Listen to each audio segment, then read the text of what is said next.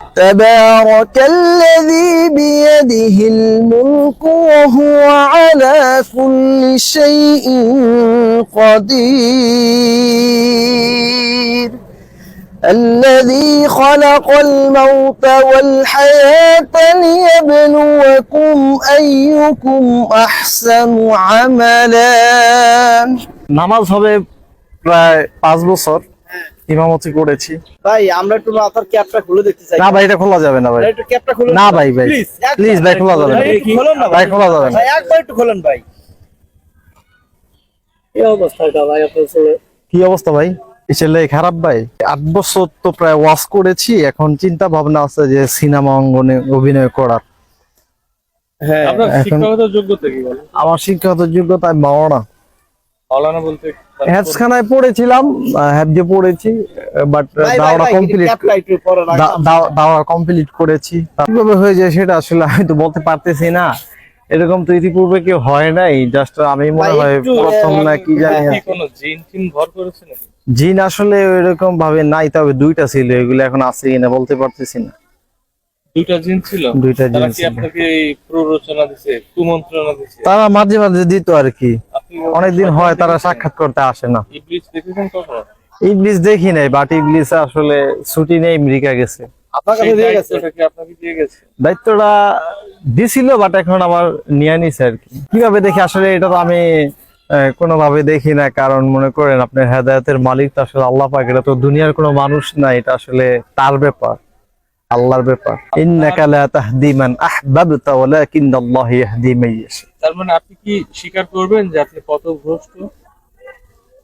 আমি স্বীকার করব, আমি তো আসলে এমন না যে আমি আল্লাহকে ভুলে গিয়েছি বা আমি এখন আল্লাহকে মানতেছি না বা নাস্তিক হয়ে গেছি, ইসলামকে আমি মানতেছি না।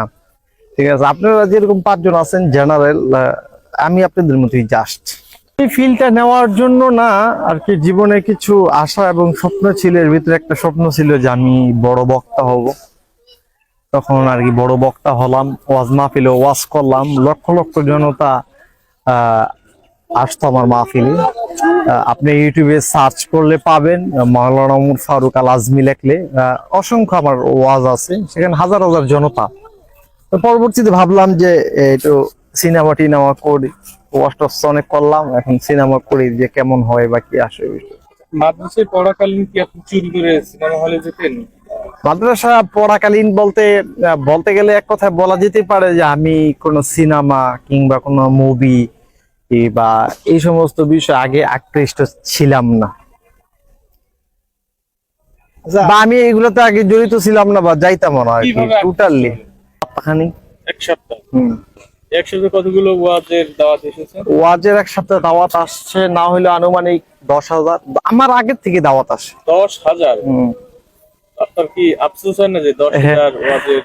আফসোস আসলে আমি আপনাকে বললাম না যে মানুষের জীবনে কিছু কিছু আর কি স্বপ্ন থাকে, তো আমার জীবনে একটা স্বপ্ন ছিল যে আমি বড় বক্তা হব। আলহামদুলিল্লাহ যে আল্লাহ পাক আমাকে সেই তৌফিক দিয়েছেন, এবং একটা সময় আমি ওয়াজ করলে মনে করেন আপনার এই যে বুদ্ধিজীবীর যে মাঠটা আপনি দেখতেছেন, এই পুরো মাঠটা ভরে যেত, অনেক প্রচুর পরিমাণে লোক আসতো। মোটামুটি আমাকে ইসলামিক অঙ্গনে অনেকে চিনে জানে, যে জন্য আর কি মানুষ আমাকে ওই হিউজ পরিমাণ ফোন দিচ্ছে।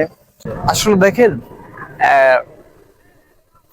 এটা তার অবাক হওয়াটাই স্বাভাবিক, আরো বেশি অবাক হবে এই কারণে যে ওয়াজ মাহফিলের অঙ্গনে যতদিন ছিলাম, বক্তারা ওয়াজের মঞ্চটাকে যেভাবে উশৃঙ্খলা এবং নষ্ট করতেছে, আমি যদি আমার লাইফে আমি উল্টাপাল্টা বা যাই করি, ইসলামিক দিক থেকে বা মানুষের যে কোরআন প্রেমিকের যে ওই জায়গাটা, আমি ওইখানে কোনোদিন চুল পরিমাণ সেখানে আমি আপনার কোন ধরনের আপনার ডিস্টার্ব এবং উল্টাপাল্টা এগুলা কিছুই বলি নাই।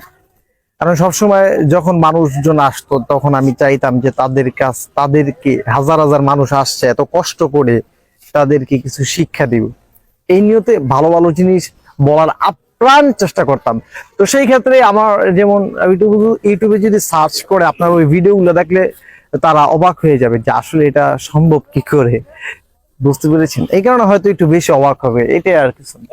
আপনার উপর তো জানের যে হুমকি সেটাও তো হতে পারে, যে কেউ আপনাকে আক্রমণ করতে পারে? আসলে দেখেন, যে কেউ আক্রমণ করতে পারে এটাই স্বাভাবিক। তবে বিষয়টা হলো যার যার অবস্থান নিয়ে তাকে তাকে থাকা উচিত। কথা বুঝতে পেরেছি। আমি ওমর ফারুক আল আজমি এইরকম অবস্থানে এসেছি, এমনি আসি না, নিশ্চয়ই এটার পিছনে অনেক কারণ অবশ্যই আচ্ছা, কি কি আছে। কারণ সেই কারণগুলাই আমরা- সেই কারণগুলো আজকে আপনাকে বলবো না, সময় সংক্ষিপ্ততার কারণে। আপনি যদি চান তাহলে জাস্ট 1 মিনিট আরো কিছু জানতে পারেন, কিন্তু 1 মিনিটের পর আর কিছু বলা ভাই, যাবে না ভাই। আমি বলি Please। প্লিজ হ্যাঁ। একটা কথা বলে বলি, আপনি নাকি কারোর সাথে প্রেম করে শেখা খেয়ে এখন এই মাওলানা থেকে নায়ক হচ্ছেন, আসলে ব্যাপারটা কি কতটুকু সত্য? আমরা কিন্তু অনেক কিছুই আপনার পিছন থেকে জানার চেষ্টা করেছি, ঘটনাটা একটু বলবেন? আসলে দেখেন, মানুষের জীবনে প্রেম ভালোবাসা আছে এবং থাকবে, এটাই স্বাভাবিক। তবে আমি কোনো মেয়ের প্রেমে কখনো পড়ি নাই। জাস্ট আর আমাকে মেয়েরা মেসেজ দিতে বা কথা বলতে ভয় পাইতো।